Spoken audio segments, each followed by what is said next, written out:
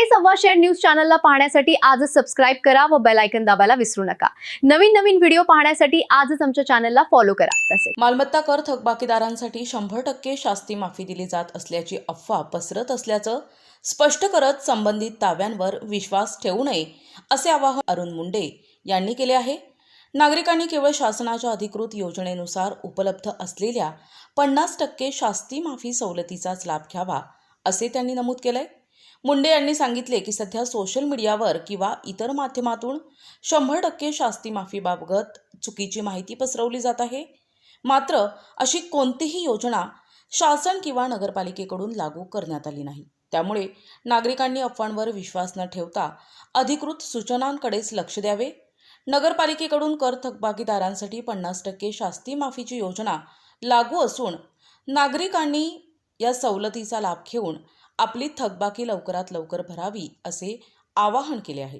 वेळेत कर भरणे ही प्रत्येक नागरिकाची जबाबदारी असून यामुळे शहराच्या विकास कामांना गती मिळणार असल्याचंही त्यांनी स्पष्ट केलंय। नगरपालिका प्रशासनाने नागरिकांना आवाहन केले आहे की कोणत्याही अफवांवर विश्वास ठेवू नये आणि अधिकृत माहितीकरता थेट कार्यालयाशी संपर्क साधावा।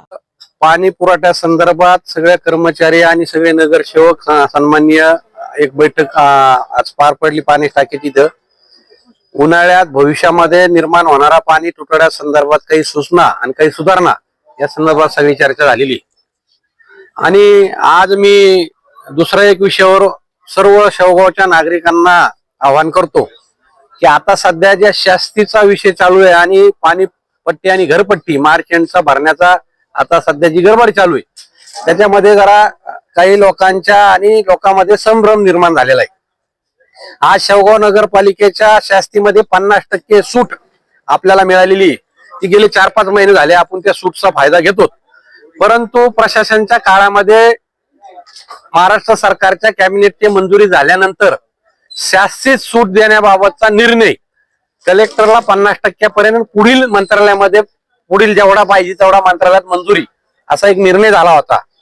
पण आपल्या नगरपालिकांनी आणि पाथडी नगरपालिकांनी दोघांनी प्रस्ताव 50%चा दिला आणि श्रीगोंदा आणि कोपरगाव यांनी 100%चा प्रस्ताव दिला। पण तो प्रस्ताव मंत्रालयासाठी पाठवण्यात आल्यानंतर आता 2 दिवसापूर्वी श्रीगोंद्याची मंजुरी झाली।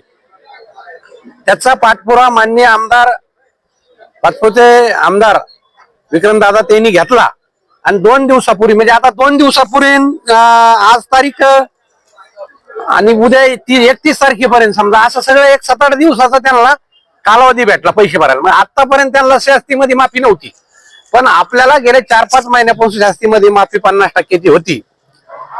काही लोकांनी गावामध्ये चर्चा सुरू केली की सत्ताधाऱ्यांनी किंवा नगरपालिकेच्या नगरसेवकांनी शास्तीची माफी द्यावी।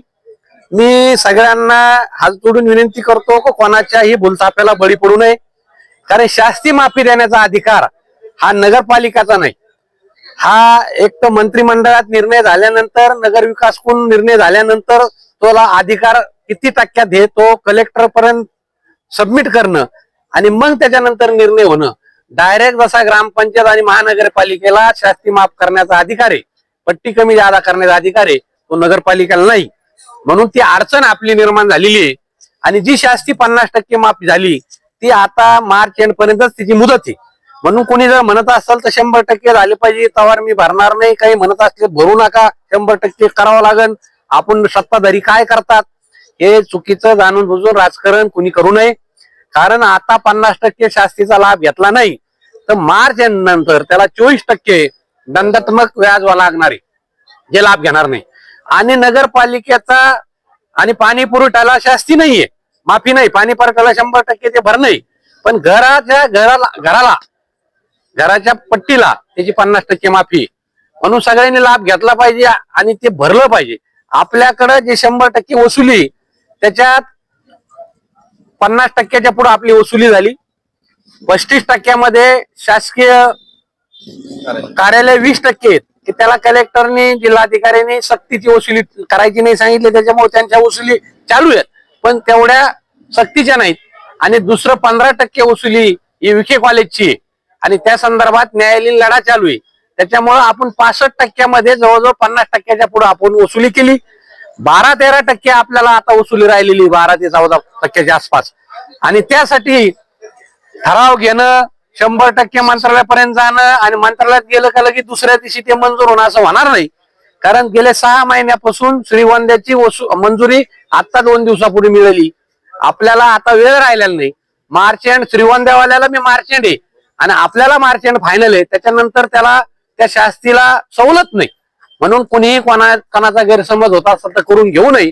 आपण उद्याच्याला मार्चेंट पर्यंत आपले पैसे भरावं ही सगळ्यांना मी विनंती करतो, पट्टी भरावं विनंती करतो. कारण त्यानंतर त्याच्या व्याज लागणारे आणि इथून पुढच्या काळात आपण जर वर्षाला रेग्युलर पैसे भरले, टायमाला भरले, तर आपल्याला 1ही रुपया व्याज लागत नाही. तर ही व्याजची सिस्टीम नगरपालिकेचे जरा जास्त आहे, माझ्या दृष्टीने चुकीची पण आहे, पण त्याला आता काही पर्याय आपण करू शकत नाही. म्हणून मी विनंती करीन, 100% शास्ती माफ होत असेल तर मी त्यासाठी तयार आहे, पण आज ती परिस्थिती करता येणारी नाही. म्हणून मी आपल्याला विनंती करीन का कृपया नगराध्यक्ष करीत नाही, नगरसेवक करीत नाही, जाणून बुजून हे काही लोक जे गैरसमज तयार करतात ते कुणी करू नये एवढी विनंती करतो. पाणी पुरवठ्याचे कर्मचारी आणि नगर परिषदेचे पदाधिकारी यांची जी संयुक्त बैठक होती कशी? आता उन्हाळा सुरू झाला, आपल्याला माहिती आहे, पाण्याचा भीषण प्रश्न निर्माण होतो आणि एप्रिल, मे, जून मध्ये